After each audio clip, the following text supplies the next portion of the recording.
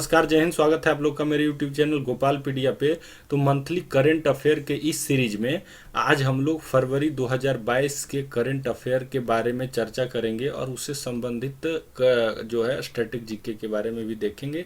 तो शुरू करते हैं नेशनल सिनारियो से, यानी राष्ट्रीय स्तर का जो करंट अफेयर है, समसामयिक है, उससे हम लोग स्टार्ट करते हैं। तो आज जो पहला करंट अफेयर वो है भारत जो इंटरनेशनल ट्रेड करता है, यानी एक्सपोर्ट और इंपोर्ट करता है, उस हिसाब से यूएसए यानी यूनाइटेड स्टेट ऑफ अमेरिका जो है वो भारत का सबसे बड़ा ट्रेड पार्टनर अभी के टाइम में बन चुका है। इससे पहले भारत का सबसे बड़ा ट्रेड पार्टनर कौन था? तो चाइना था। लेकिन अभी मीन्स कैलेंडर ईयर 2021-22 में जो है 2021 में, सॉरी, जैसे कि हम लोग देखते हैं ना इधर जो है फाइनेंशियल ईयर 21-22-23, लेकिन इंटरनेशनल लेवल पे तो फाइनेंशियल ईयर एक होता है 2021-2022। तो वही कैलेंडर ईयर जो है 2021 में यूनाइटेड स्टेट के साथ भारत का जो टोटल ट्रेड वॉल्यूम है वो 112.3 बिलियन डॉलर है। इसके साथ ही जो है अमेरिका जो है सबसे बड़ा पार्टनर बन गया है। देखिए, अमेरिका जब भारत का ट्रेड पार्टनर बनता है बड़ा, तो इससे भारत के फायदे, भारत के लिए क्या है? प्लस पॉइंट है। क्यों? क्योंकि भारत का अमेरिका के साथ जो है ट्रेड डिफिसिट नहीं होकर के ट्रेड सरप्लस होता है।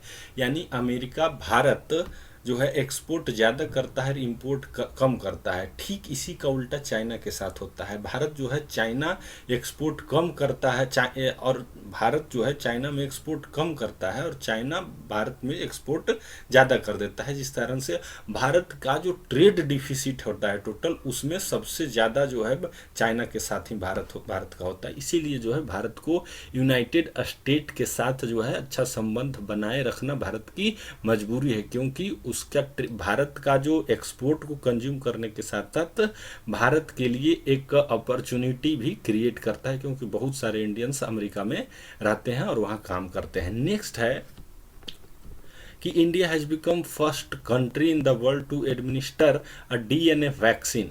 देखिए, इससे पहले जो है बहुत सारे वैक्सीन तो ऑलरेडी रनिंग स्टेज में है जो कि दिए जा रहे हैं, लेकिन ये डीएनए लेवल का जो वैक्सीन, यानी जो डीएनए के बेसिस, डीऑक्सीराइबोज न्यूक्लिक एसिड, जो कि हमारा शरीर में जो न्यूक्लियस होता है, न्यूक्लियस के अंदर जो जैसे सेल आप बायोलॉजी पढ़े होंगे तो जानते होंगे कि सेल होता है, सेल के अंदर न्यूक्लियस होता है, न्यूक्लियस के अंदर ही जीन होता है, और जीन के अंदर जो है किसका बना होता है? डीएनए का बना होता है। तो वो डीएनए के बेसिस पे बना हुआ वैक्सीन है, और भारत पहला कंट्री है जो ये बनाया है, जिसका नाम है जाइकोविड। क्या नाम है इसका? जाइकोविड। इसका नाम जरूर से जरूर याद रखिए, जाइकोविड। ये भारत को जो है वैक्सीन के जो है मैन्युफैक्चरिंग के मामले में vaccine capital of the world के नाम से भी जाना जाता है। ये जो जाइकोविड जो है किसके द्वारा बनाया गया? तो एक कंपनी है जिसका नाम है जाइडस कैडिला, उसी के द्वारा ये जो है बनाया गया है। नेक्स्ट है India's first commercial scale biomass hydrogen plant. यानी जो बायोमास कहने का मतलब है कि वैसे सारे पदार्थ जो कि सड़ गल सकते हैं उनको बायोमास कहा जाता है, और उससे हाइड्रोजन बनाने का सबसे पहली बार कमर्शियल स्केल पे हाइड्रोजन बनाने का प्लांट स्थापित किया है। कहाँ? खंडवा डिस्ट्रिक्ट है एक मध्य प्रदेश में, मध्य प्रदेश के खंडवा डिस्ट्रिक्ट में बनाया जा रहा है। अब ये हाइड्रोजन बनाया जा रहा है, तो इसमें क्या इम्पोर्टेंट है जो हम इसको जो है करंट अफेयर में लिए हैं?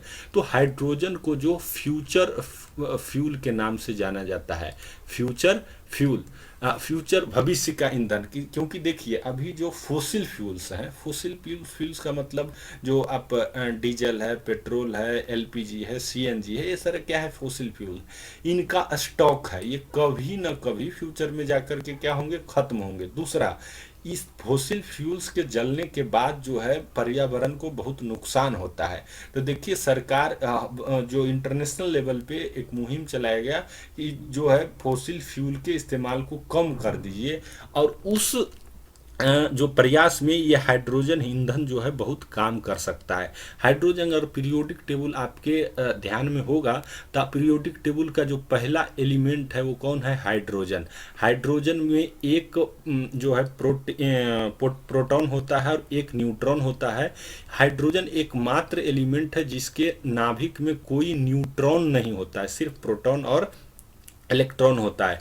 हाइड्रोजन का जो है इसी से जो है हाइड्रोजन बम भी बनाया जाता है। दूसरा होता है कि हाइड्रोजन का जो है 3 आइसोटॉप्स होते हैं। आइसोटॉप्स का मतलब समझते हैं, जिसका जो परमाणु क्रमांक, जिसको एटॉमिक नंबर होते हैं, यानी वैसे एलिमेंट जिनके एटॉमिक नंबर बराबर हो उसको आइसोटॉप्स कहते हैं। तो हाइड्रोजन के 3 परमाणु होते हैं, प्रोटियम, ड्यूटेरियम और ट्रिटियम। तो इस तरह से हाइड्रोजन का जो है बहुत सारा जो है इस्तेमाल है, और हाइड्रोजन को फ्यूल के रूप में भी इस्तेमाल कर सकते हैं, इसीलिए जो है ये इम्पोर्टेंट हो जाता है। चलिए नेक्स्ट है कि नाबार्ड, नाम तो सुने होंगे आप, national bank for agriculture and rural development. इसका स्थापना जो है 1982 में किया गया था। किस चीज़ के लिए? पार्टिकुलरली जो है जो एग्रीकल्चरल लोन एडवांस करने के लिए, यानी वैसे किसान जिनको ट्रैक्टर खरीदने के लिए या फिर ट्यूबवेल लगाने के लिए पैसे की ज़रूरत हो, तो उस तरह के लिए ये डायरेक्ट, एक चीज़ ध्यान रखिए कि नाबार्ड का कोई शाखा आप नहीं देखे होंगे, ये डायरेक्ट जो है फार्मर्स को पैसा नहीं देता है, ये सिर्फ उसको क्या करता है, उसके जो रीजनल रूरल बैंक हैं या फिर शेड्यूल बैंक हैं उनको फंड मुहैया कराता है। कौन? नाबार्ड। और इसका जो है भारतीय कृषि में जो है इन्वेस्टमेंट के लिए या फिर जो है इन्वेस्टमेंट मुहैया कराने का एक बहुत बड़ा योगदान है। ये जो है एक प्रोग्राम अभी लॉन्च किया है। कौन सा? इस प्रोग्राम का नाम क्या है? जीवा प्रोग्राम। क्या है? जीवा प्रोग्राम। किस चीज़ के लिए? टू प्रमोट नेचुरल फार्मिंग, यानी प्राकृतिक रूप से कैसे खेती किया जाए उसको बढ़ावा देने के लिए।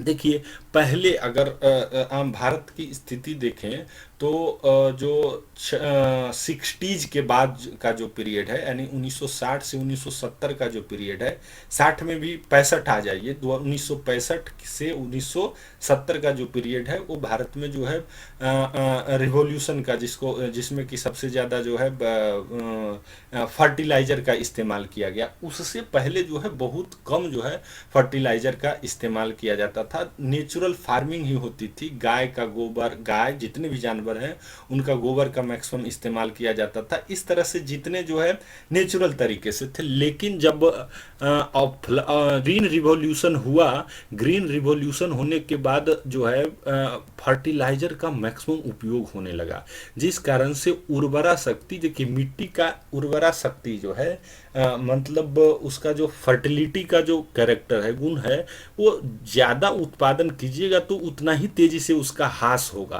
तो इसीलिए सरकार जो है अब फर्टिलाइज़र का इस्तेमाल कम से कम, और अगर कीजिए भी तो जो है नेचुरल फर्टिलाइज़र हैं उनका इस्तेमाल कीजिए।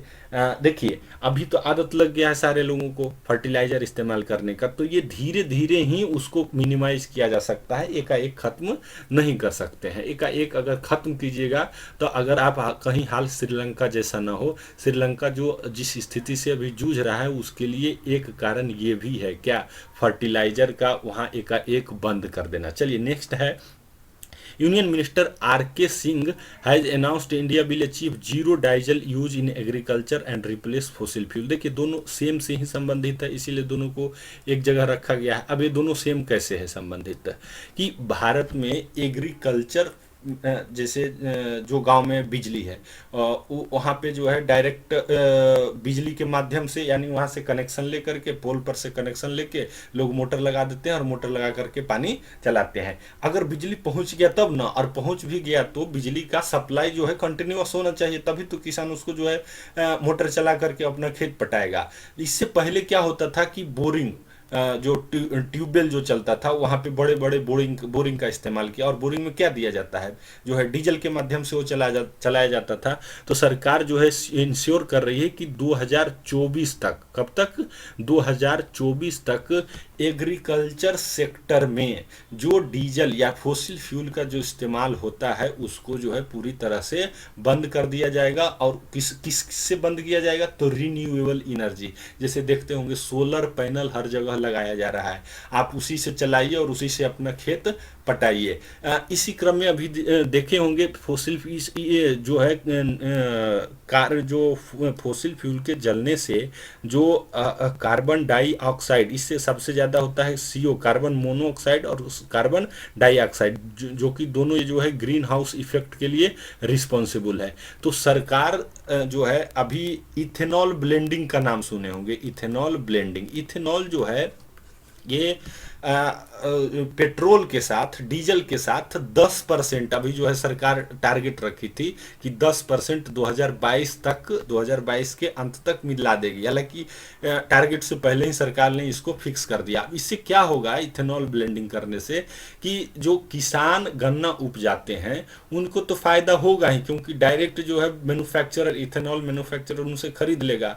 उसके अलावा सरकार का पैसा भी बचेगा। पैसा कैसे बचेगा, कि अगर 10% ही इथेनॉल ब्लेंडिंग हो तो 10% जो सरकार पेट्रोल और डीजल क्रूड ऑयल जो इंपोर्ट करती है उसका पैसा तो बच जाएगा। और खरीदने में क्या लगता है, रुपया से तो सरकार खरीदती नहीं है, खरीदने के लिए तो डॉलर चाहिए, तो डॉलर भी बचेगा, यानी एक्सटर्नल करेंसी, दूसरा अपने लोगों को रोजगार मिलेगा और वो पैसा डायरेक्ट अपने हाथ में जाएगा। तो इसको याद रखिए, zero diesel use in agriculture sector कब तक, 2024 तक। इंटरनेशनल लेवल पे एक जो है बनाया गया है कि सहमति पे लोग जो है सहमत हुए हैं, जैसे भारत 2070 तक, सॉरी यस हाँ, 2070 तक जो है भारत पूरी तरह से जो है कार्बन न्यूट्रल बनने का अपना लक्ष्य रखा है। कब तक, 2070 तक। चलिए नेक्स्ट जो है वो है कि government of India and state government of Karnataka and Odisha and world bank, ये तीनों मिल करके, कौन कौन, भारत सरकार, कर्नाटका गवर्नमेंट और गवर्नमेंट ऑफ उड़ीसा, ये तीनों मिल करके जो है एक प्रोजेक्ट पे काम कर रहे हैं, जिसका जो कॉस्ट है टोटल 869 करोड़। वो क्या, rejuvenating watersheds for agricultural resilience through innovative development river. देखिए ये क्या होता है, वाटर सेड क्या होता है, देखिए वाटर सेड रीजन किसको कहते हैं। जैसे आप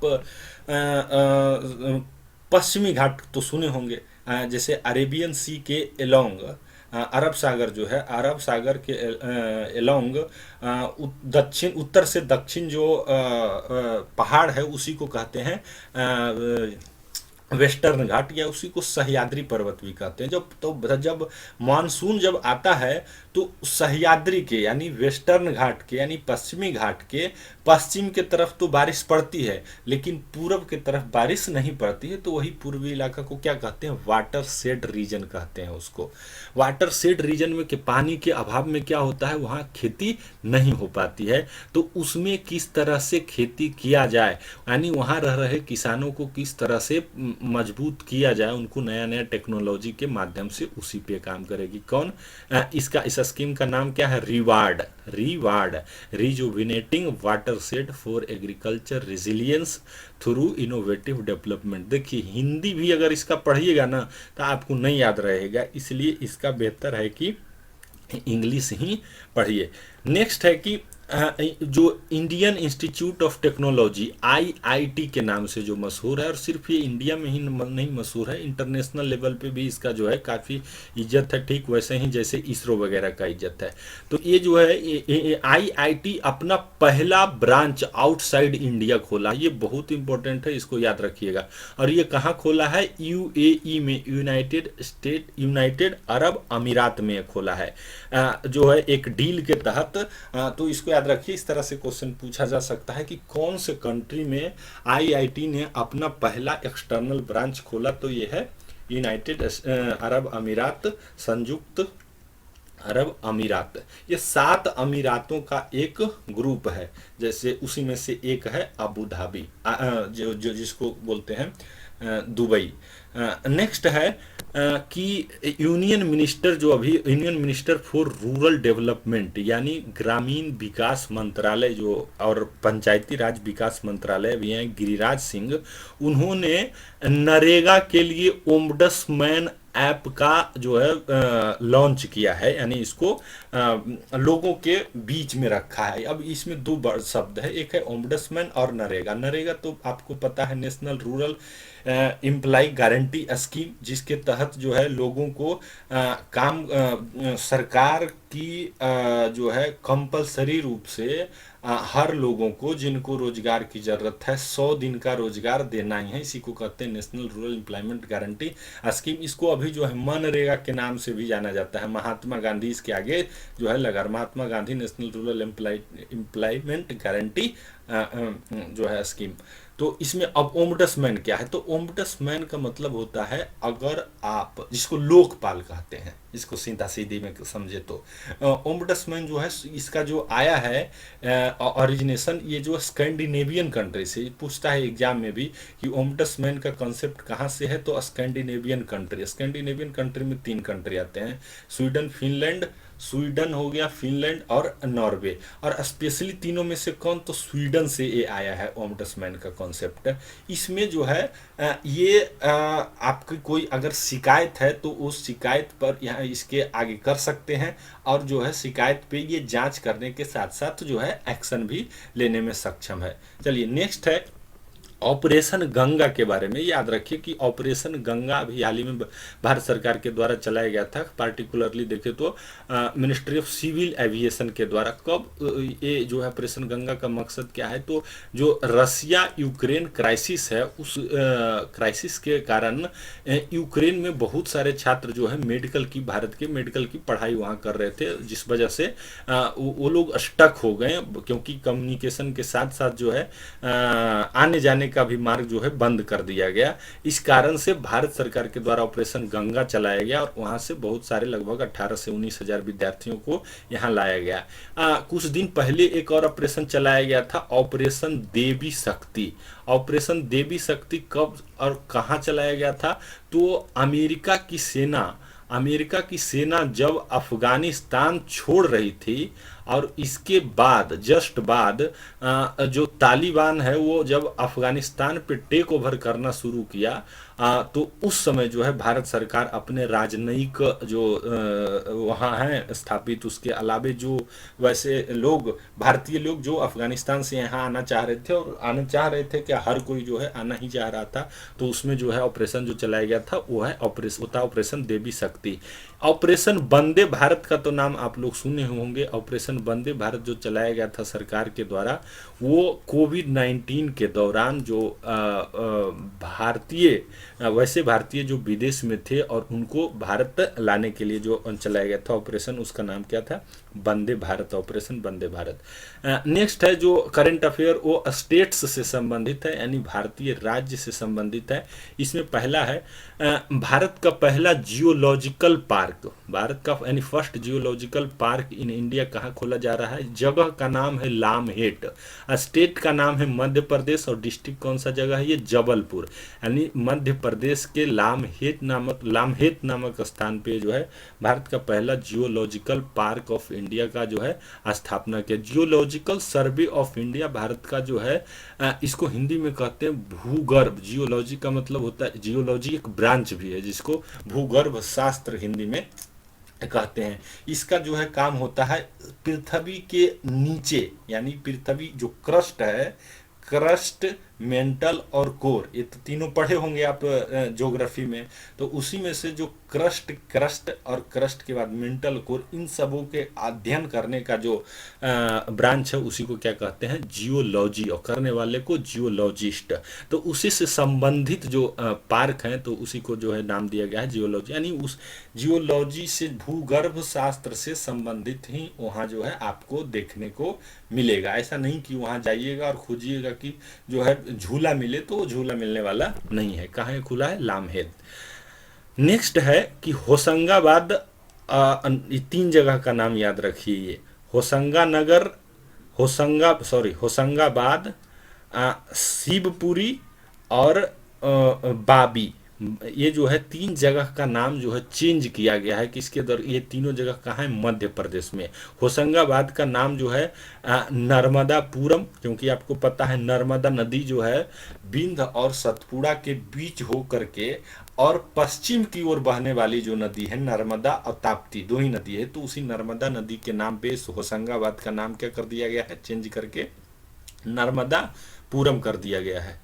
शिवपुरी जो जगह है, शिवपुरी का नाम जो है चेंज करके कुंडेश्वर धाम कर दिया गया है। और एक जगह है बाबाई, BABAI, बाबाई, इसको जो है माखन नगर, इसका नाम चेंज करके क्या कर दिया गया है, माखन नगर। नेक्स्ट है जो मध्य प्रदेश का सेंट्रल जेल इंदौर है, सेंट्रल जेल ऑफ इंदौर, ये एक जो है जेल रेडियो का जो है चैनल का शुरुआत किया है, जिसका नाम है जेल वानी FM 18.77 पे जो है आप जो है अपना फ्रीक्वेंसी सेट करके इसको सुन सकते हैं। इसी तरह से जो है महाराष्ट्र का जो है जेल, महाराष्ट्र सरकार एक जो है वैसे कैदी जिनके पास पैसा नहीं है अपना जो है वकील रखने के लिए, उसके लिए लोन देने का योजना शुरू किया था। आप बताइए कमेंट में कि उस लोन योजना का नाम क्या था, बहुत वो भी जो है बहुत ज़्यादा इम्पोर्टेंट है। तो ये क्या याद रखिएगा, जेल वानी नामक योजना का शुरुआत कहाँ किया गया है, मध्य प्रदेश सरकार। और मध्य प्रदेश में कहाँ, तो सेंट्रल जेल इंदौर के द्वारा, सेंट्रल जेल इंदौर के द्वारा। चलिए नेक्स्ट है भारत का पहला नाइट नेविगेशन मोबाइल एप्लीकेशन, यानी रात में भी आप उसका इस्तेमाल करके जो है नाइट नेविगेशन, रात्रि में भी आ जा सकते हैं। कहाँ, जमीन पे नहीं, उसके लिए तो गूगल है ही है। ये जो है फेरी सर्विस के लिए स्पेशली लोकलाइज करके, और कहाँ, ये ब्रह्मपुत्रा रिवर में। तो ये कहाँ है, ये गुवाहाटी, ब्रह्मपुत्रा रिवर के किनारे ही है गुवाहाटी। गुवाहाटी क्या है, आसाम की राजधानी। आसाम जो है 7 सिस्टर्स में से एक है, और वो जो है 7 बहनें हैं, उनमें से सबसे ज़्यादा समृद्ध कौन सा स्टेट है, आसाम ही है। एक्चुअली आसाम सबसे बड़ा भी है, और सारे 7 सिस्टर्स आसाम से ही विभाजित होकर के कभी न कभी बने हैं। तो ये याद रखिए, भारत का पहला नाइट नेविगेशन, ये इंडिजेनस है, इसीलिए इसको याद रखना जरूरी है। इंडिजेनस का मतलब होता है भारत के द्वारा खुद का बनाया हुआ। जैसे GPS है, वो भारत का नहीं है, वो कहाँ का है, अमेरिका है। ग्लोबल पोजिशनिंग सिस्टम, अमेरिका का जब मन करेगा वो GPS बंद कर देगा, और आप रास्ते में जहां जा रहे हैं बीच में ही रह जाइएगा। तो वो आप पूरी तरह से डिपेंडेंट है किस पे, अमेरिका पे। इसका अगर उदाहरण आप जानना चाहते हैं तो इससे समझ सकते हैं कि 1999 में जब कारगिल युद्ध हो रहा था, तो भारत सरकार रिक्वेस्ट किया था अमेरिका को कि थोड़ा अपना GPS जो है कारगिल पहाड़ की तरफ ले जा करके सैटेलाइट को, और उसका लोकेशन बताइए, और जो है मना कर दिया था अमेरिका उसी समय। क्यों, क्योंकि अमेरिका खिसियाल था। क्यों खिसियाल था, तो क्योंकि 1998 में ही जब अपने अटल बिहारी वाजपेयी प्रधानमंत्री थे, तो शक्ति 98 के नाम से परमाणु परीक्षण कर दिए थे। तो उस समय जो है अमेरिका पूरा जो खखुआइल था, इसीलिए नहीं दिया। इसीलिए जो है आपको इंडिजेनस होना पड़ेगा। भारत का भी इंडिजेनस जो है नेविगेशन सिस्टम है, लेकिन अभी सिर्फ इसका इस्तेमाल इंडियन मिलिट्री करती है। चलिए नेक्स्ट है कि इजराइल सरकार के द्वारा भारत सरकार एक डील की है, और उस डील के तहत भारत में 150 जो है गांवों को विलेज ऑफ एक्सीलेंस बनाने का जो है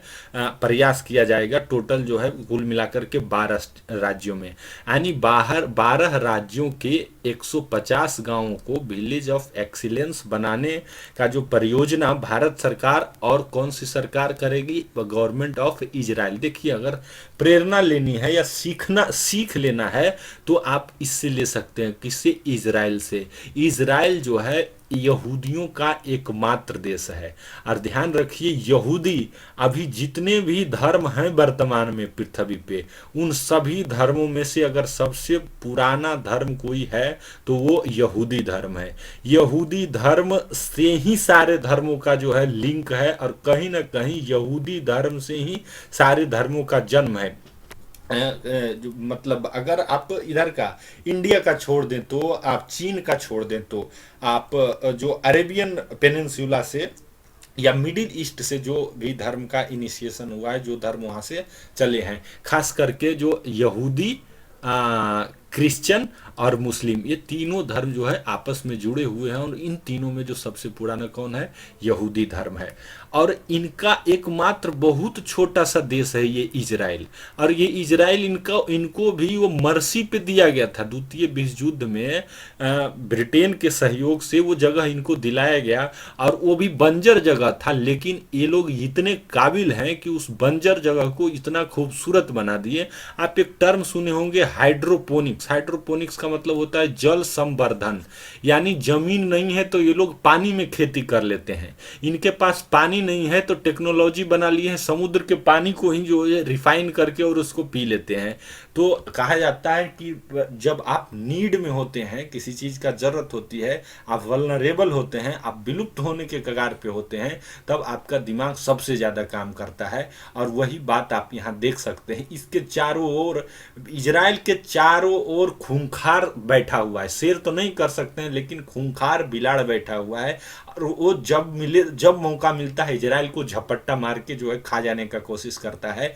इसके चारों ओर देखिएगा मुस्लिम कंट्रीज हैं, और वो फूटी नजर नहीं सुहाता है इजराइल को, लेकिन फिर भी इजराइल अकेले उन सारे अरब कंट्रीज को, उन सारे जितने भी मुस्लिम कंट्रीज हैं, उनको अकेले ये झेल लेता है। और झेलता ही नहीं है, उनको दबा करके रखता है। क्यों? क्योंकि इसके पास टेक्नोलॉजी है। तो इसी के सहयोग से भी भारत सरकार जो है 150 गांवों को विलेज ऑफ एक्सीलेंस, यानी वहां जो है इन गांवों में state of the art facility. देखिए गांव इंडिया में है ना, क्या हो ही नहीं पाता है, क्योंकि यहाँ के लोगों की मेंटेलिटी ही वैसी नहीं है। स्मार्ट सिटी परियोजना चलाई गई थी ना, कहाँ गया उसका कोई चर्चा ही नहीं हो रहा था। सांसद ग्राम योजना शुरू किया गया था ना, कहाँ? अगर 2014 में मोदी सरकार आई, आज जो है 8 साल होने को है, होने को क्या है, हो ही गया। लेकिन अभी तक कितने गांव स्मार्ट गांव बन गए? अगर भारत में जो है टोटल 545 सांसद हैं, अगर एक साल में एक सांसद, तो सोचिए 8 साल में कितने जो है आदर्श ग्राम बन गए होते। लेकिन हो ही नहीं पाता है। यहाँ के लोग का मेंटेलिटी को जो है, हालांकि वो मेंटेलिटी चेंज होने में जनरेशंस लगते हैं, जनरेशन चेंज होगा तब जाकर के ये होगा, इतना फास्ट नहीं होता। चलिए नेक्स्ट देखते हैं। इंडिया और फ्रांस जो है ब्लू इकोनॉमी पे जो है एक रोड मैप तैयार करने के लिए जो है इन दोनों देशों ने आपस में क्या किया है? सहयोग स्थापित किया है। Have linked road map to enhance their bilateral exchange on blue economy and ocean government and ocean governance. देखिए ब्लू इकोनॉमी, ये भी टर्म पूछा जाता है। ब्लू इकोनॉमी से आप क्या समझते? तो ब्लू इकोनॉमी का मतलब होता है कि आप वैसे देश जिनका कोस्टल एरिया है, यानी जिसका समुद्री सीमा है, आप किस तरह से, समुद्र भी क्या है? एक रिसोर्स है ना। जैसे आप दुबई जाते हैं तो वहाँ जो है क्रूज का व्यवस्था है, या फिर गोवा को क्या है, वहाँ छोटा सा जगह है, लेकिन पूरे देश के लोग और जो है फॉरेन कंट्री के भी लोग वहाँ आते हैं, क्रूज का व्यवस्था है, जा करके घूमते हैं। तो टूरिज्म का जो है व्यवस्था हो जाता है, तो लोग वहाँ आते हैं, उससे क्या होता है? रोजगार होता है। और उसके अलावा मेराइन जो है आपका जो है मत्स्य का एक जो हब वहाँ बन सकता है, मछुआरे जा सकते हैं। इसके अलावे जो है समुद्र के किनारे किनारे, यानी जो जो तटीय इलाका होता है, वहाँ बहुत ज़्यादा चांस होता है कि वहाँ पे जो है जो क्रूड ऑयल है वहाँ पाए जा सकते हैं। जैसे बॉम्बे हाई जो है, जो महाराष्ट्र में मुंबई से थोड़ा दूर पे है, अंदर जाकर के समुद्र तट में ही है, लेकिन थोड़ा सा समुद्र के अंदर है, वहाँ क्रूड ऑयल कहाँ से? तो ऐसा बहुत ज़्यादा संभावना होता है। तो किस तरह से ज़्यादा समुद्री जो इकोनॉमी है, समुद्र जो मेराइन इकोनॉमी है, उसको मैक्सिमम किस तरह से यूटिलाइज किया जा सके। देखते हैं इंटरनेशनल अफेयर्स में, इंटरनेशनल करंट अफेयर से संबंधित कौन से क्वेश्चंस हैं। तो होंडुरास, इसको जो है याद रखना कोई ज़रूरी नहीं है, लेकिन चूंकि पहली बार ये घटना हुई है इसलिए इसको दे दिया हूँ। होंडुरास जो कि एक कैरेबियन कंट्री है, उत्तरी अमेरिका और दक्षिणी अमेरिका के बीच में जो उत्तरी अमेरिका और दक्षिणी अमेरिका को जो लिंक करती है वही है ये होंडुरास, वहीं पे एक कंट्री है। तो यहाँ की जो है जियोमारा कैस्ट्रो वहीं पे है। याद रखिए क्यूबा, जहाँ के फिडेल कैस्ट्रो थे। तो जियोमारा कैस्ट्रो वहाँ के, यानी होंडुरास के पहले फीमेल प्रेसिडेंट, पहली महिला राष्ट्रपति के रूप में इनका जो है वहाँ पे इलेक्ट की गई है। नेक्स्ट है दुबई की एक, देखिए, फर्म है जिसका नाम है the jet zero emission. The jet zero emission, ये जो है विश्व का पहला हाइड्रोजन पावर्ड फ्लाइंग बोट बनाया है। हाइड्रोजन पावर्ड फ्लाइंग बोट, इसका नाम क्या है? The jet. The jet.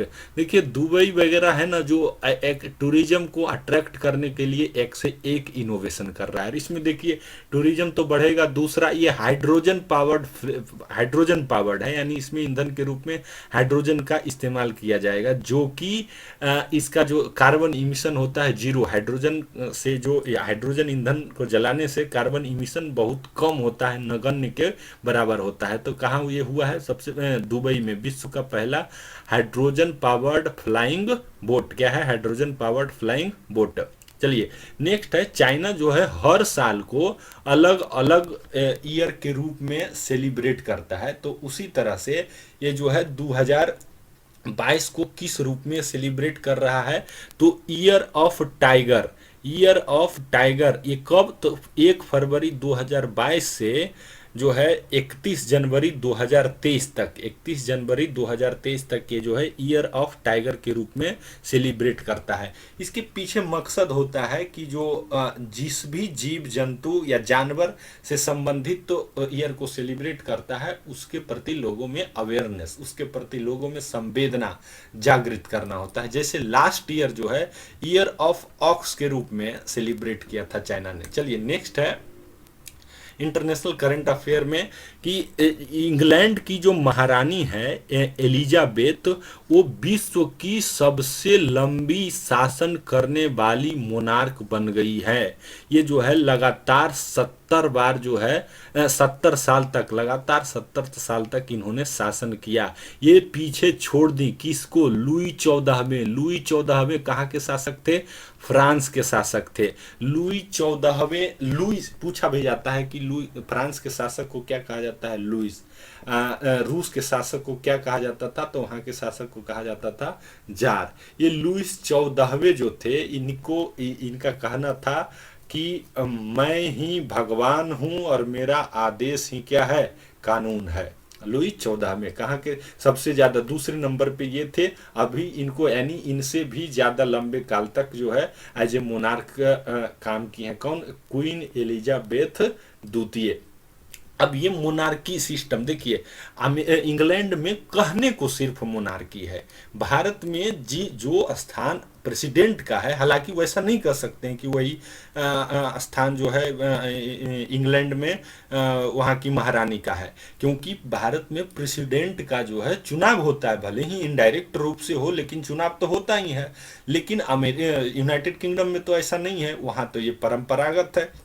यानी इनकी जो है अम्मा जान थी, ये है अभी इनकी जो बहू होंगी वो जो है अगला जो है शासिका बनेंगी। तो वहाँ अभी बहुत सारे कंट्रीज में इस तरह का है, लेकिन वहाँ शासन जो है डेमोक्रेटिक तरीके से होता है। यानी वहाँ के प्रधानमंत्री, वहाँ सांसद है। जैसे स्कैंडिनेवियाई कंट्री में जाइएगा तो वहाँ भी वैसे ही लोग हैं। जापान छोड़िए, जापान भी अभी जो है वैसा ही है। ठीक उसी तरह से ये जो जो क्वीन एलिजाबेथ हैं, ये ऑस्ट्रेलिया की भी हेड ऑफ द स्टेट है। भले ही ऑस्ट्रेलिया में इनके नाम का एक राजदूत रहता है वहाँ, गवर्नर जनरल के नाम से, और मतलब ऑस्ट्रेलिया का शासन भी इन्हीं के नाम से होता है, जबकि ऑस्ट्रेलिया में तो चुनाव होता है, वहाँ के प्रधानमंत्री को लोग चुनते हैं। चलिए नेक्स्ट है, India has agreed to provide to Sri Lanka to implement unitary digital identity framework. इसको याद रखिए। जैसे अभी कुछ देर पहले पढ़े थे कि जो है पहला आईआईटी जो है कहाँ खोला जा रहा है? भारत से बाहर, यूएई में। उसी तरह से भारत में जो आप नाम सुने हैं ना, आपके पास है ना आधार कार्ड, आधार नंबर, आपको 12 डिजिट का आधार नंबर जो है दिया गया है unique identification authority of India के द्वारा। उसी तरह से श्रीलंका भी जो है भारत को रिक्वेस्ट किया कि आप जो है कैसे कैसे इसको आप इम्प्लीमेंट किए हैं, थोड़ा हमको भी बताएं। तो भारत सरकार भी जो है एग्री हो गया है कि हम मैकेनिज्म सारा आपको बता देंगे। और वहाँ किस नाम से जाना जाएगा? तो इस नाम से, यूनिटरी डिजिटल आइडेंटिटी फ्रेमवर्क। ये इसको क्या कह सकते हैं? आधार कार्ड ऑफ श्रीलंका। यानी जब ये लागू हो जाएगा तब इसको आधार कार्ड ऑफ श्रीलंका कहेंगे। चलिए नेक्स्ट है कि कनाडा के इतिहास में पहली बार, कनाडा के अभी प्रधानमंत्री कौन है, जस्टिन ट्रूडे, तो कनाडा के इतिहास में पहली बार जो है इमरजेंसी लगाना पड़ गया है। इमरजेंसी क्यों लगाया पड़ गया है, तो यह फ्रीडम कॉन्वॉय, इसका जरूर याद रखिए, बहुत एग्जाम में पूछ सकता है कि फ्रीडम कॉन्वॉय नामक जो मूवमेंट है वो किस देश से संबंधित है, तो ये संबंधित है कनाडा से। क्या है फ्रीडम कॉन्वॉय, तो आपको पता है कि जब से कोरोना फैला है तब से हर एक देश जो है मूवमेंट पे रिस्ट्रिक्शन लगा दिया है। रिस्ट्रिक्शन लगा देने के कारण जो है आप जो है रात में बाहर नहीं निकल सकते हैं। जब पहली बार लॉकडाउन लगा था तो रात और दिन सब जो है पूरी तरह से बंद, उसके बाद धीरे धीरे जैसे ईज होने लगा तो सुबह खुलेगा, शाम खुलेगा, दोपहर रात को बंद होगा, वो तो जिस तरह से गवर्नमेंट का, तो उसी तरह से यहाँ पे भी जो वहाँ के ट्रक ड्राइवर्स हैं, कहाँ के, कनाडा के जो ट्रक ड्राइवर्स थे, रिस्ट्रिक्शन के विरोध में उन लोगों ने ट्रक का जो है पूरा तरह से एक कारवा बना लिया और पूरा रोड को ही जाम कर दिया रिस्ट्रिक्शन के विरोध में, खास करके अमेरिका कनाडा के बॉर्डर पे, और पूरी तरह से एकदम जो है अव्यवस्था का स्थिति हो गया। अंत में जो है सरकार को वहाँ इमरजेंसी लगाना। तो याद रखिए फ्रीडम कॉन्वॉय किस देश से संबंधित है, कनाडा में कोविड-19 के इम्प्लीमेंटेशन, रिस्ट्रिक्शन जो इम्प्लीमेंटेशन था उसके विरोध में। चलिए नेक्स्ट है, ये भी वीवीआई के रूप में इसको समझिए कि भारत जो है, भारत में यूपीआई, यूपीआई का मतलब होता है यूनिफाइड पेमेंट इंटरफेस। जाते हैं ना अपना मोबाइल में, पेटीएम यूज करते हैं, गूगल पे या फिर फोन पे, तो क्यूआर कोड यूज निकालते हैं, उसको स्कैन करते हैं, पेमेंट हो जाता है डायरेक्ट आपके बैंक से। पहले वैलेट, बैंक से वैलेट में डालना पड़ता था, फिर वैलेट से पेमेंट होता था, लेकिन अब जो है डायरेक्ट, इसी को कहते हैं यूपीआई।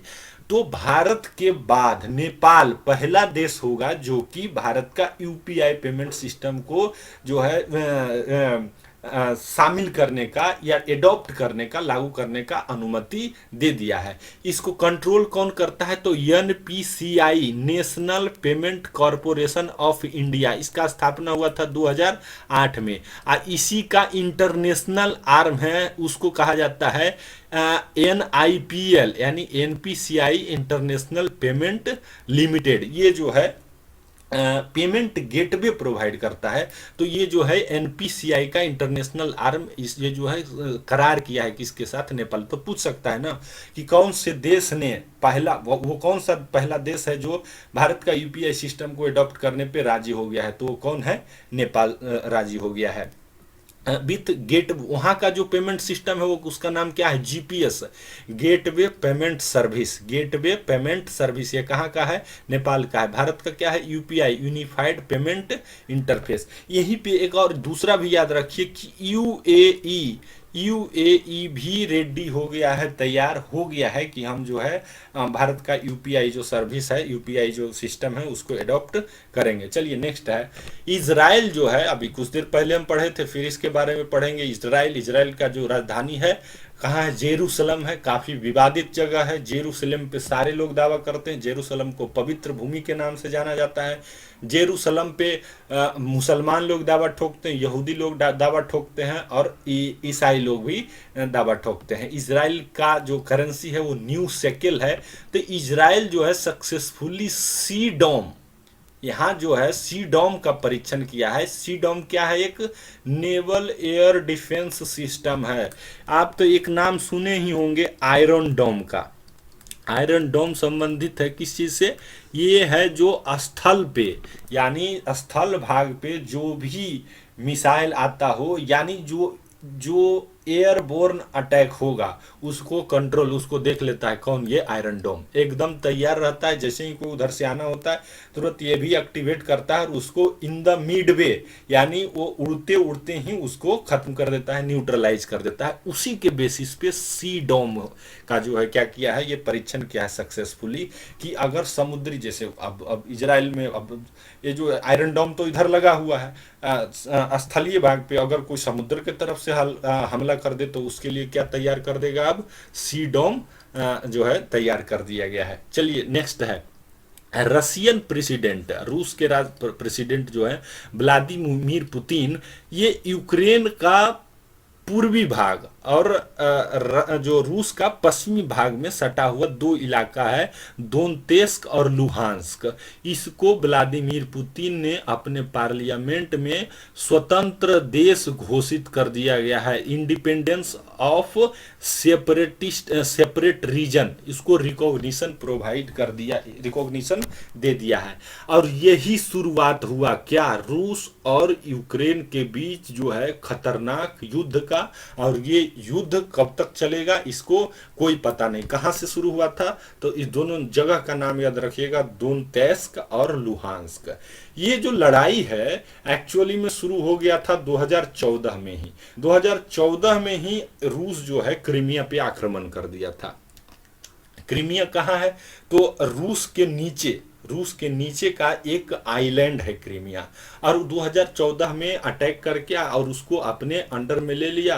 और उसी समय से चूंकि ये दोनेत्स्क और लुहांस्क का जो इलाका है इसका बॉर्डर शेयर होता है रूस के साथ, वहाँ पे बहुत सारे रूस के समर्थन वाले लोग हैं।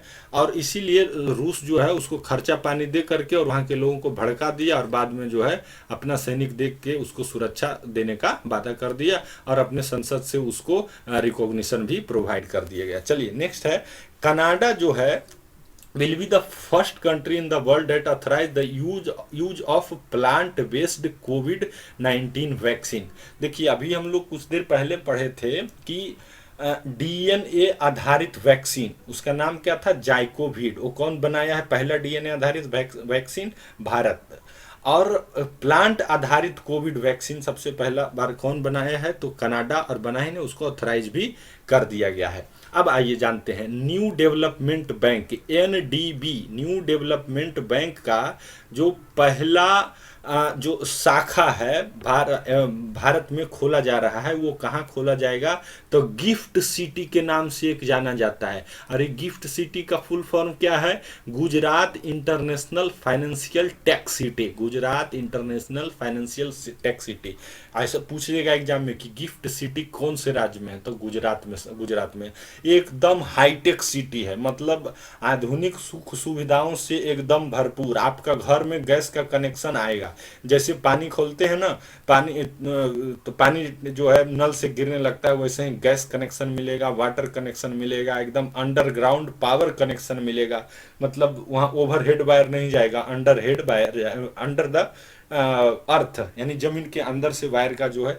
और इसके अलावा वहाँ जो है डिस्ट्रिक्ट कूलिंग सिस्टम, आपको घर घर एसी लगाने का भी जरूरत नहीं है, एसी का भी पॉइंट आएगा। एसी का मन है जैसे फैन ऑन कर देते हैं वैसे ही जो है वो ऑन स्विच ऑन कर दीजिए, एसी का पॉइंट मिलेगा। और जो है उसका भी जो है बिल आपको भरना पड़ेगा। इस तरह का जो है पूरी तरह से हाईटेक सिटी बनाया जा रहा है। उसके अलावा यहाँ जो पूरे इंटरनेशनल स्तर पे जो, यानी पूरी तरह से एक समझिए इंडस्ट्रियल सिटी नहीं, हाईटेक सिटी, यानी इंडस्ट्री का जो सॉफ्ट पावर होता है वो यहाँ सारा व्यवस्था होगा। चलिए नेक्स्ट आते हैं, अपॉइंटमेंट से संबंधित है, अपॉइंटमेंट रिजनेशन से संबंधित है। तो कौन कौन है उसके बारे में एक बार देख लें। तो पहला है इसमें कि आईबीबी चेयरमैन जो थे, ये आईबीबी के नए चेयरमैन के रूप में, आईबीबीआई क्या है, इंसॉल्वेंसी एंड बैंकरप्टेसी बोर्ड। 2016 में मोदी सरकार के द्वारा इंसॉल्वेंसी एंड बैंकरप्टेसी कोड लाया गया था। ये क्या होता है, तो देखिए बहुत सारे बैंक, क्या होता है, बैंक का क्या काम है, पैसा डिपॉजिट लेता है जनता से, और पैसा डिपॉजिट लेके अपना घर में तो रखता नहीं है, वो पैसा किसी न किसी को कर्जा के रूप में दे देता है। और उसको फायदा क्या होता है कि हमको तो इंटरेस्ट कम देता है, लेकिन जिसको कर्जा देता है उससे इंटरेस्ट ज्यादा लेता है। और जब वो जिसको कर्जा दिया वो पैसा वापस नहीं करता है तो बैंक कह देता है हम जो है बैंकरप्ट हो गए, हम क्या हो गए, दिवालिया हो गए। अब वो दिवालिया हो गया, आप तो दिवालिया हो गए, लेकिन हमरा पैसा लिए थे उसका क्या होगा, तो उसी के लिए बैंक ऐसा नहीं करे। यानी जो डिपॉजिटर्स हैं उनकी सिक्योरिटी के लिए, उनमें भरोसा कायम करने के लिए सरकार ने ये व्यवस्था लाया कि कोई भी बैंक का जब मर्जी नहीं हो कि वो जो है अपने आप को बैंकरप्ट घोषित कर दिया। और इसको सुचारू रूप से लागू करने के लिए इंसॉल्वेंसी एंड बैंकरप्टेसी बोर्ड बनाया गया, उसी के चेयरमैन के रूप में चुना गया है किनको, रवि मित्तल को। चलिए नेक्स्ट है जवाहरलाल नेहरू विश्वविद्यालय, काफी प्रचलित और जो है पूरा हमेशा जो है चर्चा में रहता है। इसके इनके vice chancellor M Jagadish Kumar को यूनिवर्सिटी ग्रांट कमीशन विश्वविद्यालय अनुदान आयोग के चेयरमैन के रूप में नियुक्त किया गया है। यूजीसी की स्थापना 1952 में राधाकृष्णन कमेटी के अनुशंसा पे, वही राधाकृष्णन सर्वपल्ली राधाकृष्णन जो कि भारत के पहले उपराष्ट्रपति थे।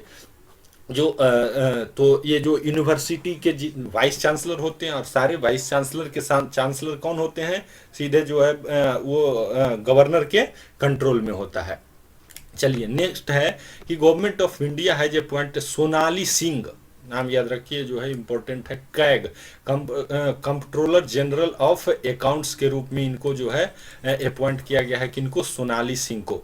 नेक्स्ट है प्रोफेसर दिनेश प्रसाद सकलानी, प्रोफेसर दिनेश प्रसाद सकलानी, इनको NCERT national council for education and education research and training, इसके जो है चेयरमैन के रूप में नियुक्त किया है, किनको, दिनेश प्रसाद सकलानी को। नेक्स्ट देखते हैं स्पोर्ट्स से जो जुड़ा हुआ यानी खेल से जुड़ा हुआ कौन सा करंट अफेयर है। तो भारत के जो मेन हॉकी टीम है, मेन हॉकी टीम के जो प्लेयर जो गोलकीपर हैं PR श्रीजेश, उनको world game athlete of the year for 2021 के जो है पुरस्कार से नवाजित किया गया है। और ये जो है he is the second Indian after Rani Rampal. Rani Rampal कौन है, तो इंडियन फीमेल यानी इंडियन वीमेन हॉकी टीम का जो है ये गोलकीपर हैं, और PR श्रीजेश जो है मेन हॉकी टीम के गोलकीपर हैं। चलिए नेक्स्ट है चेन्नई सुपर किंग जो है भारत का पहला फर्स्ट स्पोर्ट यूनिकॉर्न बन गया है। इसको जरूर से जरूर याद रखिए, फर्स्ट स्पोर्ट्स यूनिकॉर्न। यूनिकॉर्न का मतलब इसका नेट वैल्यूएशन 1 बिलियन डॉलर हो गया है। नेट वैल्यूएशन 1 बिलियन डॉलर तो यूनिकॉर्न, 10 बिलियन डॉलर तो डेकाकॉर्न, और 100 बिलियन डॉलर तो उसको कहते हैं हेक्टाकॉर्न। चलिए नेक्स्ट है जो international Olympic committee session in 2023, यानी 2023 में अंतर्राष्ट्रीय ओलंपिक कमेटी का जो सेशन होगा वो कौन होस्ट करेगा, मुंबई होस्ट करेगा, यानी वो मुंबई में होगा। हर साल एक एक होता है, और ये इंटर ओलंपिक खेल में जितने भी कंट्रीज पार्टिसिपेट करते हैं वो जो है इसको होस्ट करते हैं बारी बारी से इस मीटिंग को। तो 2023 में किसकी बारी है, इंडिया, और इंडिया में कहाँ ये होस्ट किया जाएगा, तो मुंबई में। अभी ओलंपिक है तो ओलंपिक के बारे में जान लेते हैं। ओलंपिक एथेंस में एक्चुअली इसका शुरुआत हुआ था 20 before the Christian era, but आधुनिक काल में इसका जो शुरुआत हुआ 1994 में पियरे डी कोबार्टिन के प्रयास से, और इंटरनेशनल ओलंपिक कमेटी बनाया गया। अब 1996 में जो है पहला ओलंपिक हुआ था, तब से अभी तक जो है कंटिन्यूस होते जा रहा है, सिवाय की पहला और दूसरा विश्व युद्ध के अलावा। नेक्स्ट है बिहार के एक खिलाड़ी हैं, क्रिकेट खिलाड़ी, जिसका नाम है शकीबुल गनी। ये पहले प्लेयर बन गए हैं जो कि अपना डेब्यू में, Bihar Shakibul become the first player in the history of the game to score triple century on his first class debut. नाम याद रखिए शकीबुल गनी। नेक्स्ट है world's third largest cricket stadium Jaipur में खोला गया है। विश्व का तीसरा सबसे बड़ा क्रिकेट स्टेडियम जयपुर में खोला गया है। दूसरा सबसे बड़ा कौन सा है, तो नरेंद्र मोदी स्टेडियम मोडेरा, कहाँ है ये, गुजरात में है। और दूसरा सबसे बड़ा जो है ये जो है मेलबर्न क्रिकेट स्टेडियम कहाँ है, ये जो है ऑस्ट्रेलिया में है। नेक्स्ट है International Olympic Committee has approved a proposal to include surfing. हाँ, ये याद रखिए कि 2028 में जो ओलंपिक होगा उस ओलंपिक में 3 नए गेम को इंक्लूड करने के लिए इंटरनेशनल ओलंपिक कमेटी सहमत हो गया है। कौन कौन, surfing, skateboarding and sport climbing. यो अभी हाल ही में आपको पता है ओलंपिक खत्म हुआ, 2021 में होना था, 2020 में होना था, लेकिन 2021 में टोक्यो ओलंपिक हुआ। 2024 में जो ओलंपिक होगा ये कहाँ होगा? पेरिस में होगा। 2024 ओलंपिक पेरिस में, जरूर याद रखिए, पूछता है। और 2028 में जो होगा LA, लॉस एंजल्स, अमेरिका में होगा। चलिए नेक्स्ट करंट अफेयर जो है आपका बैंकिंग से संबंधित है, इसमें देख लेते हैं क्या क्या है। कि बैंकिंग से ये पहला क्वेश्चन है कि state bank of India, Bharat का स्टेट बैंक ऑफ इंडिया जो है, पहला जो भारत का कोई संस्था है जो फॉर्मोसा बॉन्ड इशू करने का जो है डिसीजन लिया है। फॉर्मोसा बॉन्ड याद रखिए, फॉर्मोसा बॉन्ड किस चीज से संबंधित है, ये क्वेश्चन पूछा जा सकता है। फॉर्मोसा बॉन्ड, और ये फॉर्मोसा बॉन्ड कौन सा देश इशू करता है? तो ये इशू करता है ताइवान। ताइवान जो है रूस के बगल में एक छोटा सा देश है, जिस पर रूस जो है धमकाते रहता है और अपना अधिकार जमाते रहता है। चलिए नेक्स्ट है, जेपी मोर्गन जो है विश्व का पहला बैंक बना है जो अपना एक system, world first bank to set up shop in metaverse position, metaverse जो सिचुएशन है उसमें जो है क्रिएट करेगा।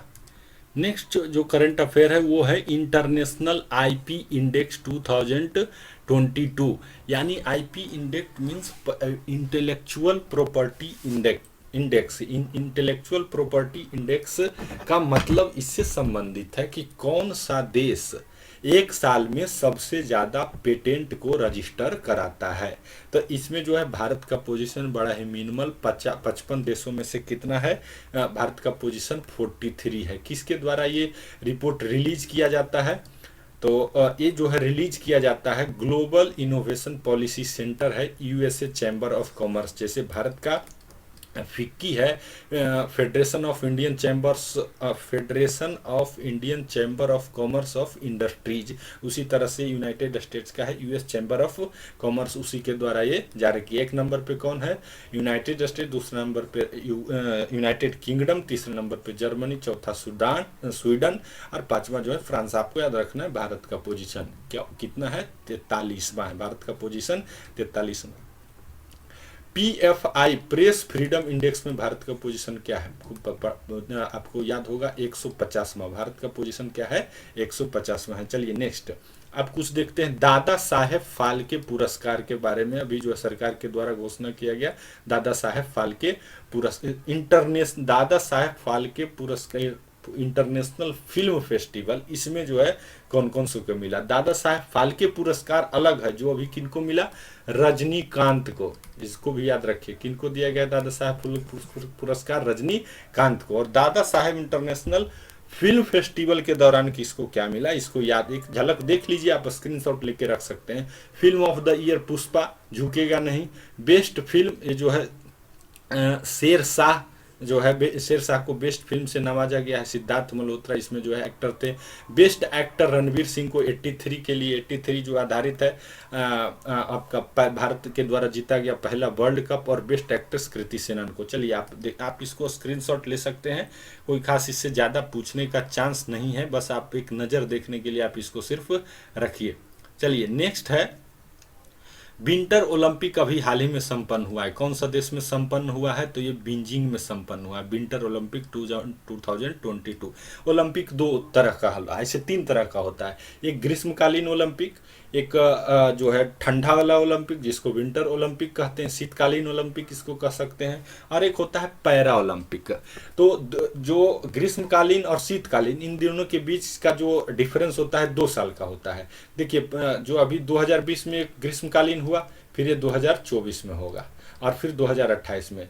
और जबकि ये शीतकालीन अभी 2022 में हुआ, तो ये अगला कब होगा? 2026 में हुआ। तो अभी 2022 वाला संपन्न हुआ, कहाँ ये हुआ था? बीजिंग में। जबकि 2020 वाला ओलंपिक, ग्रीष्मकालीन ओलंपिक 2021 में संपन्न हुआ। कहाँ संपन्न हुआ? तो टोक्यो में संपन्न हुआ। चलिए नेक्स्ट देखते हैं, उत्तर प्रदेश को जो 26 जनवरी को झांकी प्रस्तुत किया जाता है राजपथ पे। आपको पता है ना, 26 जनवरी 15 अगस्त को जो झंडोत्तोलन होता है, तो 26 जनवरी को राजपथ और 15 अगस्त को लाल किला पे फहराया जाता है। तो उसमें जो प्रेजेंटेशन झांकियाँ जिसको हम कहते हैं, झांकी जो निकलती है, उसमें सबसे पहला जो है पोजीशन किसको मिला है? इस बार उत्तर प्रदेश को मिला है। उसके बाद उत्तर प्रदेश के बाद दूसरे नंबर पे कर्नाटका और तीसरा नंबर पे जो है मेघालय को सरकार के द्वारा चुना जाता है। इसके बाद बेस्ट मार्चिंग कंटिजेंट के रूप में इस बार इंडियन नेवी को दिया गया है, यानी जो परेड वो करते हैं तो सबसे बढ़िया किसका था, तो इस बार का जो है इंडियन नेवी को दिया गया है। अब बेस्ट मार्चिंग कंटिजेंट एवं सीएपीएफ, देखिए ये तो मिलिट्री हो गया ना, इंडियन जो डिफेंस मिनिस्ट्री ऑफ डिफेंस के अंतर्गत आता है, कौन कौन, आर्मी, एयरफोर्स, नेवी। और सीएपीएफ जो आता है मिनिस्ट्री ऑफ होम अफेयर के आता है, के अंतर्गत आता है। सीएपीएफ मतलब सेंट्रल आर्म्ड पुलिस फोर्स, इसको अर्धसैनिक बल कहते हैं। इनको ये मिनिस्ट्री ऑफ डिफेंस के अंतर्गत नहीं आता, इसके अंदर 5-6 आते हैं, जैसे सीआरपीएफ हो गया, आईटीबीपी हो गया, उसके बाद सीआईएसएफ हो गया, बीएसएफ हो गया, ये सब सारे किसके अंतर्गत आते हैं, सीएपीएफ के अंतर्गत आते हैं। हालांकि एक और है असम राइफल, एआर, ये दोनों का भी हाइब्रिड है। ये जो है मिनिस्ट्री ऑफ डिफेंस के अंतर्गत भी आता है और इसका कुछ काम जो है मिनिस्ट्री ऑफ होम अफेयर के अंतर्गत भी आता है। तो एमंग सीएपीएफ किसको मिला है इस बार, CISF, central industrial security force को मिला है। नेक्स्ट है statue of equality. Statue of unity भारत में कहाँ है, किनके नाम पर है, तो सरदार वल्लभ भाई पटेल, केवड़िया, गुजरात। और स्टैचू ऑफ इक्वलिटी कहाँ स्थापित किया गया है, तो ये जो है हैदराबाद में स्थापित किया गया है। ये 216 फीट है और ये किनके नाम से है, तो ये रामानुजाचार्य के नाम से ये जो है स्थापित किया गया है। ये पंच लोहा से बना हुआ है। इसमें कौन कौन सा, सोना, चांदी, तांबा, पीतल और जिंक, के तीनों मिला करके बनाया हुआ है। और इसका जो कॉन्सेप्ट किनके द्वारा, ये इनके आर्किटेक्टर, यानी आर्किटेक्टर ही कह सकते हैं, कौन थे, तो रामानुजाचार्य आश्रम के जो मुखिया हैं चिन्ना जैर, उन्हीं के द्वारा ये जो है कंसेप्चुअलाइज किया गया है। ये it is one of the tallest metallic statue in sitting position in the world, यानी जो है बैठे हुए मुद्रा में विश्व का सबसे ऊंचा मेटेलिक स्ट्रक्चर है। स्टैचू ऑफ लिबर्टी का है यूनाइटेड स्टेट्स में, statue of liberty, statue of unity.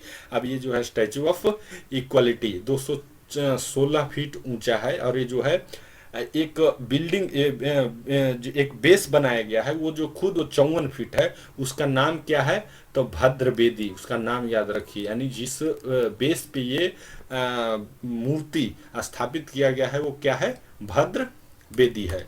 अब ये रामानुजाचार्य के नाम से किया गया है, तो रामानुजाचार्य के बारे में जान लेते हैं कि रामानुजाचार्य कौन है। रामानुजाचार्य जानने के लिए पहले आपको जानना पड़ेगा शंकराचार्य के बारे में। शंकराचार्य को आदि गुरु शंकराचार्य कहते हैं। 6ठी-7वीं शताब्दी का जो उनका काल है, वो भारत में एक बार फिर से जो वैष्णव धर्म है उसके बारे में वो बात करते हैं और अपना सिद्धांत देते हैं, जिसको कहते हैं अद्वैतवाद। अद्वैतवाद का सिद्धांत देते हैं। अद्वैतवाद का मतलब होता है कि आत्मा और परमात्मा जो है एक ही है, दोनों अलग अलग नहीं है। लेकिन इसी का खंडन बाद में आने वाले जो साधु संत जो भी या फिलोसफर जो भी कह सकते हैं, उनमें से एक है कौन, रामानुजाचार्य। अब इसका इनके जो अगेंस्ट में दिए तो वो क्या दिए, तो रामानुजाचार्य का था विशिष्टाद्वैतवाद। देखिए ये अद्वैतवाद हुआ, यानी आत्मा परमात्मा एक है। इसके बाद एक होता है द्वैतवाद। द्वैतवाद का मतलब होता है, द्वैतवाद जो है वो माधवाचार्य के द्वारा दिया गया था और द्वैतवाद के अंतर्गत बताया गया कि जो है आत्मा परमात्मा एक नहीं, बल्कि आत्मा और परमात्मा जो है ये अलग अलग है। इसके बाद जो है शुद्धाद्वैतवाद दिया गया। शुद्धाद्वैतवाद जो दिया गया वो वल्लभाचार्य के द्वारा दिया गया। इसमें बोला आत्मा परमात्मा दो, सिर्फ दो नहीं है, बल्कि एक शुद्ध है और दूसरा अशुद्ध है। और तीसरे नंबर पे आते हैं, चौथे नंबर पे रामानुजाचार्य, इनके अंतर्गत बताया गया विशिष्टाद्वैतवाद। इसके अंतर इन्होंने बताया कि और आत्मा परमात्मा अलग तो है, लेकिन इसमें भी जो है एक विशिष्ट है, यानी आत्मा तो सामान्य है लेकिन परमात्मा जो है विशिष्ट है। इसलिए इनके द्वारा जो दिया गया विशिष्टाद्वैतवाद कहा जाता है।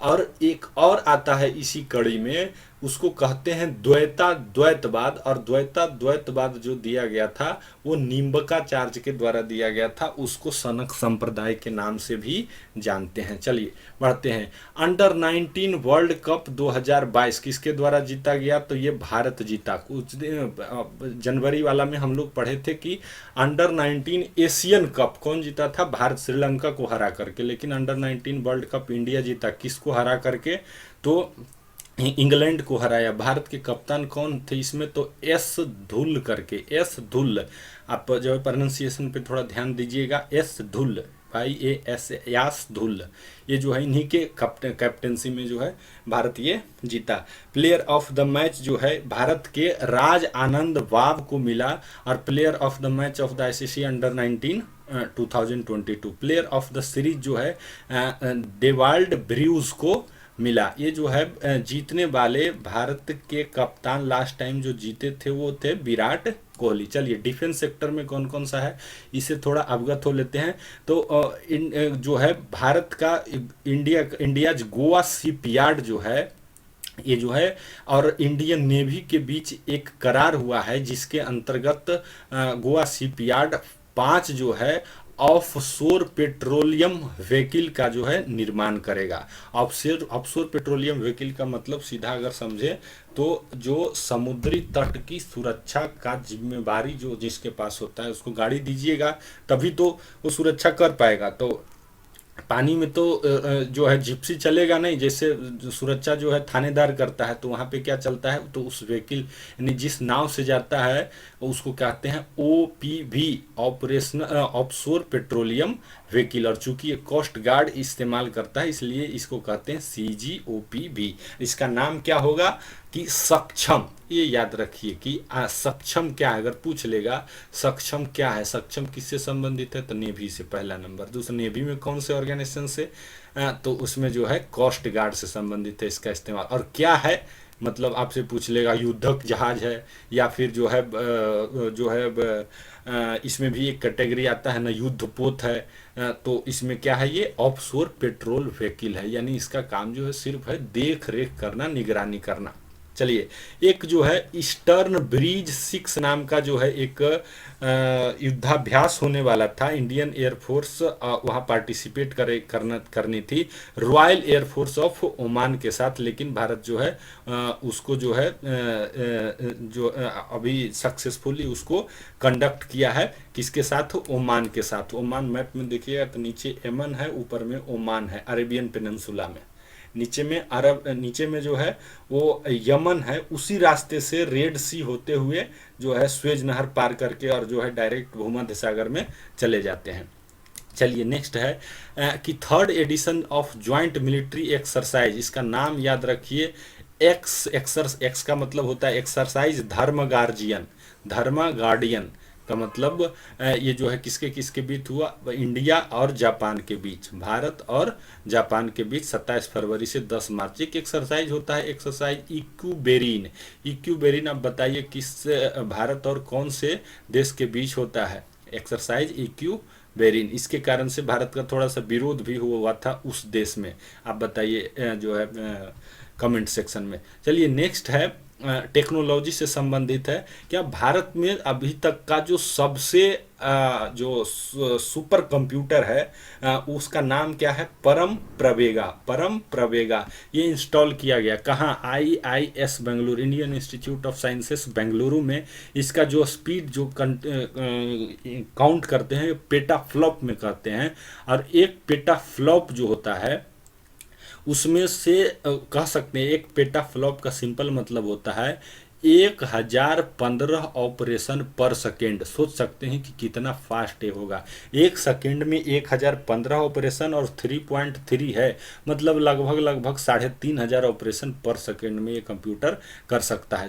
चलिए जो नासा है, नेशनल एरोनॉटिक्स स्पेस एडमिनिस्ट्रेशन जो अमेरिका का, उसके आकलन के अकॉर्डिंग जो अभी वर्तमान में इंटरनेशनल स्पेस स्टेशन है उसको 2031 में क्या कर दिया जाएगा? डिसकंटिन्यू कर दिया जाएगा, और फिर उसको पैसिफिक ओशन में ले लाया जाएगा, उतारा जाएगा। इसका उस जगह का नाम याद रखिए, पूछ सकता है पॉइंट नीमो कहाँ है? पैसिफिक ओशन में। पॉइंट नीमो किस चीज से संबंधित है? तो जो स्पेस डेब्रीज होते हैं उनको यहाँ पे लाया जाता है, क्योंकि यहाँ जो पॉइंट नीमो यहाँ से दूर दूर तक कोई आइलैंड, कोई रहने वाला आदमी नहीं है, इसीलिए यहाँ पर इसको समुद्र में लाया जाता है, बाद में फिर डिस्पोज किया जाता है। अब स्पेस डेब्रीज क्या होता है? तो जैसे रोड पर आप लोग खाते पीते हैं, कूड़ा कचड़ा फेंक देते हैं, उसी तरह से अंतरिक्ष में भी तो बहुत सारा सैटेलाइट गया है, और ये सैटेलाइट में जब उसका यू लाइफ खत्म हो जाता है तो उसको वापस थोड़े लाता है, वो तो ऊपर ही छोड़ता है, वो घूमते रहता है, घूमते, उसी को कहते हैं स्पेस डेब्रिज। अब स्पेस डेब्रिज में सबसे ज़्यादा कंट्रीब्यूशन किसका है? अमेरिका का। और जब भर जाएगा तो अमेरिका और सब कंट्री को क्या बोलेगा कि आप जो है मत फैलाइए स्पेस डेब्रिज, ये वो 917। जैसे कार्बन एमिशन अमेरिका करके, और अभी जो है डेवलपिंग कंट्रीज, भारत जैसे डेवलपिंग कंट्रीज को कहता है तुम जो कार्बन कंट्रोल करो, कार्बन एमिशन नहीं करो, ये वो 917।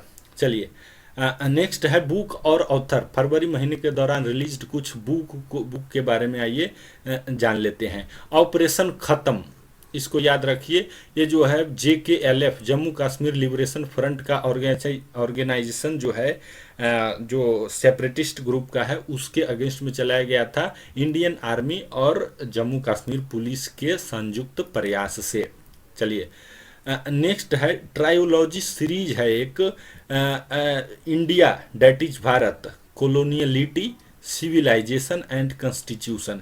ये जे साई दीपक के द्वारा लिखा गया है। अगर आप कभी कभार न्यूज चैनल ऐसे तो देखना नहीं चाहिए, लेकिन देखते होंगे तो ये जे साई दीपक जो है सुप्रीम कोर्ट में ये वकालत भी करते हैं, ये बड़ा अच्छा जो है पक्ष रखते हैं। जे साई दीपक और ओवैसी का एक बहुत जो है भयानक डिबेट हुआ था, वो जो है आपको उसमें देखने से पता चल जाएगा कि किस लेवल का ये व्यक्ति है और किस लेवल का इसका स्टडी है। तो इन्हीं के द्वारा लिखा गया India that is Bharat, coloniality, civilisation and constitution. चलिए नेक्स्ट है नीरज चोपड़ा, जिनको गोल्डन बॉय के नाम से जो मशहूर हैं। जब अभिनव बिंद्रा जीते थे तो उनको भी कुछ समय के लिए वो भी जो है गोल्डन बॉय के नाम से, उसी तरह से भी नीरज चोपड़ा का है। तो गोल्डन बॉय नीरज चोपड़ा का नाम का जो है एक बुक लिखा गया है, किनके द्वारा लिखा गया है? Navdeep Singh Gill. Navdeep Singh Gill, golden boy Neeraj Chopra. Next है book title Atal Bihari Vajpayee, authored by Sagarika Ghosh. देखिए एक नामी गिरामी पत्रकार है, ऐसा माना जाता है, इनका झुकाव थोड़ा वामपंथियों की तरह है, तो उन्हीं के द्वारा ये बुक लिखा गया है। कौन? इसका नाम क्या है? अटल बिहारी वाजपेयी। इंडिया दूसरा जो इनके अलावा जो है अलग जो इंदिरा गांधी पे भी जो इनका बुक लिखा हुआ है, Indira India's most powerful prime minister. Next देखते हैं how to prevent the next pandemic. How to इसको तो जरूर से जरूर याद रखिए, VVI वाला कैटेगरी में आता है। How to prevent the next pandemic, ये बिल गेट्स के द्वारा लिखा गया है। बिल गेट्स कौन है? तो माइक्रोसॉफ्ट के संस्थापक बिल गेट्स और मिलिंडा गेट जो फाउंडेशन है, ये काफ़ी जो है फिलान्थ्रोपिक काम करता है पूरे all over the world. Bharat में जो पोलियो उन्मूलन कार्यक्रम था, उनमें इन्होंने काफ़ी राशि के रूप में भारत का सहयोग किया गया। नेक्स्ट है कि टाटा स्काई, ये बुक से संबंधित नहीं है, ये दूसरा से संबंधित है, लेकिन इसको देख लीजिए। टाटा स्काई, आप नाम तो सुने ही होंगे, सबके घर में ऊपर में जो है छतरी जैसा लगा हुआ होता है, टेलीविजन जिसके घर में, अलग अलग कंपनी लगाते हैं लोग, लेकिन टाटा स्काई भी उनमें से एक रहता है। इसने अपना ब्रांड नेम चेंज कर दिया और स्काई जो है इसको ड्रॉप करके और उसके जगह पे टाटा प्ले कर दिया गया।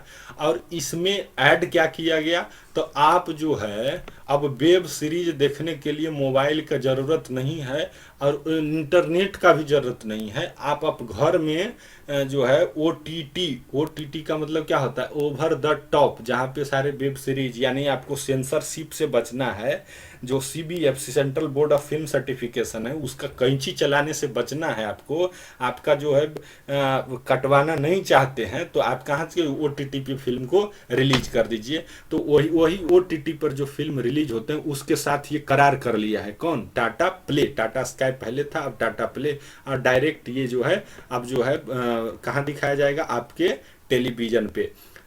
D2H, इसको क्या कहते हैं? D2H, direct to home. इसमें आपको कनेक्शन एक बार स्थापित करना है, पैसा वैसा नहीं देना पड़ता है। हाँ, स्पेसिफिक चैनल लेना है तो आपको देना पड़ेगा, उसका रिचार्ज कराना पड़ेगा। सरकार के द्वारा एक प्रोग्राम है D2M, डायरेक्ट टू मोबाइल, यानी आपको जो है सारा सर्विस मोबाइल टेलीविजन वाला मोबाइल पे मिलेगा बिना इंटरनेट के, यानी इंटरनेट का उसमें ज़रूरत नहीं पड़ेगा। चलिए नेक्स्ट देखते हैं।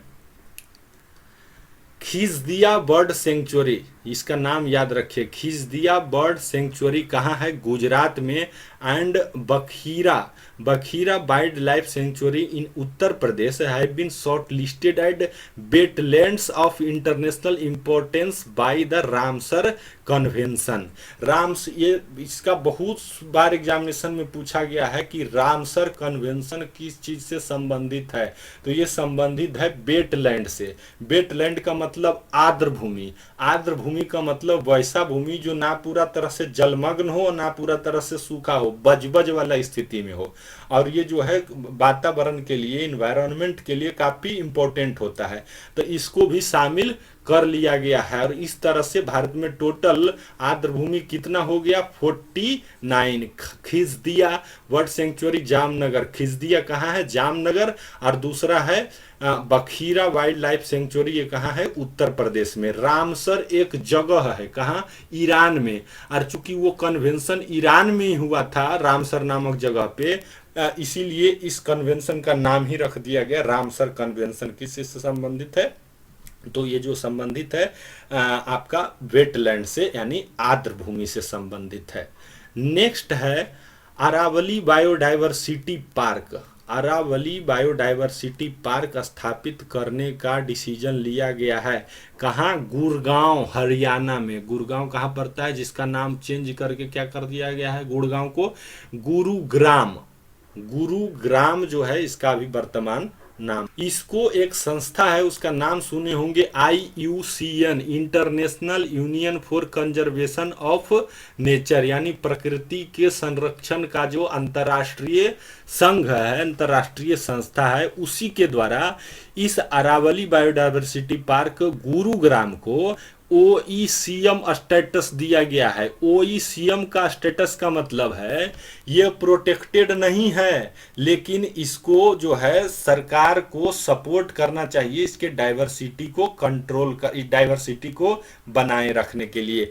OECM स्टेटस मतलब other effective area based conservation measure इसको कहते हैं, तो इसको याद रखिए। अरावली के लिए स्पेशल टैग चूंकि IUCN दिया है, IUCN जानवरों के लिए देखता है, आप सुने रेड लिस्ट किसी को कर दिया, यानी वो जो है वल्नरेबल के कगार पे है, तो ये काम किसके करता है, IUCN। इसका स्थापना 1948 में हुआ था। चलिए देखते हैं।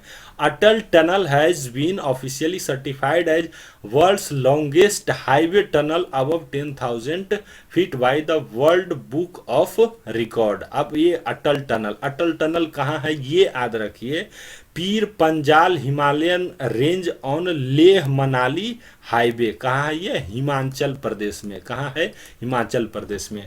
आप हिमालय को जब उत्तर से दक्षिण डिवाइड करते हैं तो सबसे उत्तर में जो पड़ता है उसको ट्रांस हिमालय कहते हैं, उसके बाद जो आता है ग्रेट हिमालय, उसके बाद लघु हिमालय, और उसके बाद शिवालिक हिमालय। उसी में से ये जो आता है कहाँ आएगा ये, तो ये जो आएगा ग्रेट हिमालय और जो है लघु हिमालय के बीच में आएगा। चलिए नेक्स्ट है डाबर इंडिया। डाबरलाल दंत मंजन सुने हैं ना, तो उसका दंत मंजन भी नहीं आता है, बहुत सारा चीज आता है।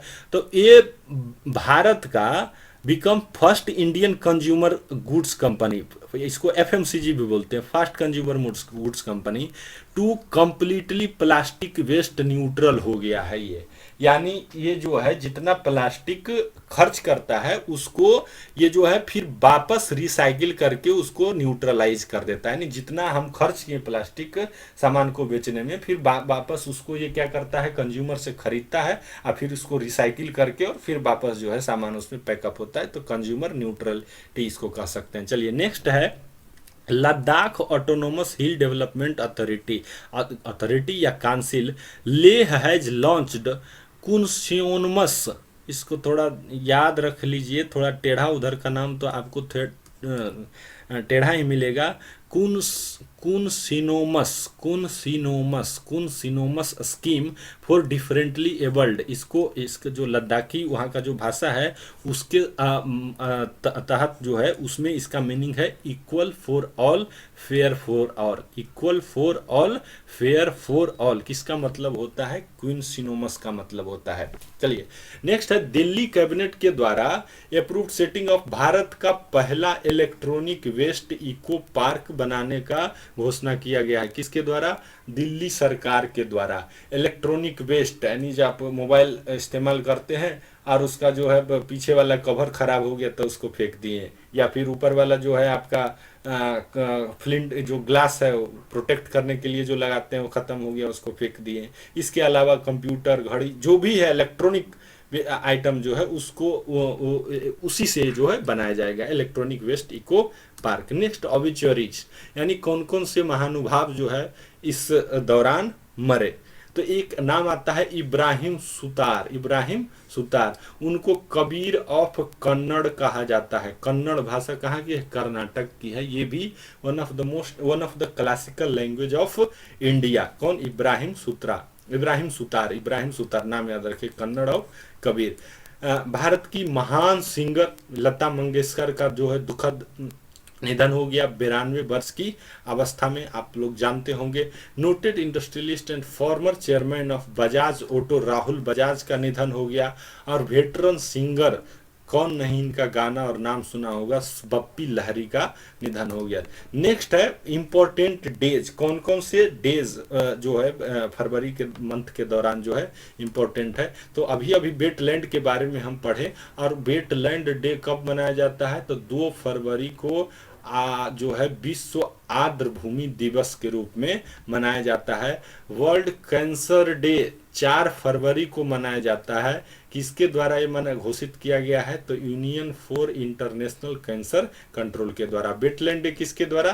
तो IUCN, international union for conservation of nature के लिए। सेफर इंटरनेट डे, इसको क्योंकि अभी जो है इंटरनेट के माध्यम से ठगी बहुत ज़्यादा प्रचलित है, तो इसी के लिए safer internet day every year is observed every year on the second day of second week of February, यानी 2/2 second day of second week of February ये सेलिब्रेट किया, ये जो है मनाया जाता है ताकि लोगों में अवेयरनेस फैले। पहले लोग रास्ते में जाते थे और जो है उसको जो है पकड़ के और उसके बाद जो रुपया पैसा हो छीन लेते थे।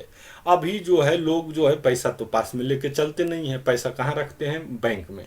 और जो कुछ खरीदना होता है तो बैंक के माध्यम से खरीद लेते हैं, तो जो उसमें इंटरनेट का इस्तेमाल करते हैं तो इंटरनेट में पासवर्ड होता है। तो उन सब चीज़ों के प्रति लोगों को अवेयर करने के लिए, ताकि कोई आपको ठग न ले, आपसे OTP न पूछ ले, आपसे आपका पासवर्ड न पूछ ले और आप होशियार बन के बता न दें, तो लोगों को इसके प्रति जागरूक करने के लिए सेफर इंटरनेट डे। चलिए, वर्ल्ड यूनानी डे। यूनानी जो है एक वे ऑफ ट्रीटमेंट है। जिस तरह से होम्योपैथी है, एलोपैथी है, उसी तरह से यूनानी भी पद्धति है, एक वे ऑफ ट्रीटमेंट का। ये कब किया जाता है? 11 फरवरी को। जैसे भारत में आयुष मिनिस्ट्री है ना, आयुष मिनिस्ट्री, इसमें से ये जो यू है ये यूनानी से ही यूनानी को ही रिप्रेजेंट करता है, यूनानी मेथड ऑफ ट्रीटमेंट। ये कहते हैं आयुर्वेदा को। और इसके बाद योगा होता है, Y for yoga, U for Unani, yes for Siddha, और एच फॉर होम्योपैथी। आई उसका ये फुल फॉर्म होता है, उसमें से एक क्या है? यूनानी। किनके लिए, किनके नाम पर ये मनाया जाता है? तो ये हकीम अजमल थे, जो कि सबसे बड़े इसके हकीम अजमल खान, जो कि यूनानी जो मेथड के थे, यूनानी मेथड ऑफ ट्रीटमेंट के जो थे, बहुत बड़े फिजिशियन थे। नेशनल साइंस डे मनाया जाता है हर साल, ये इंपॉर्टेंट है। 28 फरवरी को किनके याद में मनाया जाता है? तो CVR मतलब CV रमन। इनका खोज रमन इफेक्ट के लिए मनाया जाता है, रमन इफेक्ट के लिए। इनके खोज रमन इफेक्ट के लिए इनको 1930 ईस्वी में जो है नोबेल पुरस्कार दिया गया था। कब? 1930 में। और रविंद्रनाथ टैगोर के बाद ये दूसरे व्यक्ति हैं जिनको कि दूसरे भारतीय व्यक्ति हैं जिनको कि नोबेल पुरस्कार से सम्मानित किया गया साइंस फिजिक्स के क्षेत्र में। आशा है आपको वीडियो अच्छा लगा होगा। अच्छा लगा हो तो वीडियो लाइक कीजिए, चैनल सब्सक्राइब कर लीजिए और अपने दोस्तों के बीच शेयर कीजिए। अगर कुछ कमी है तो आप कमेंट सेक्शन में ज़रूर से ज़रूर बताएं। Thank you very much.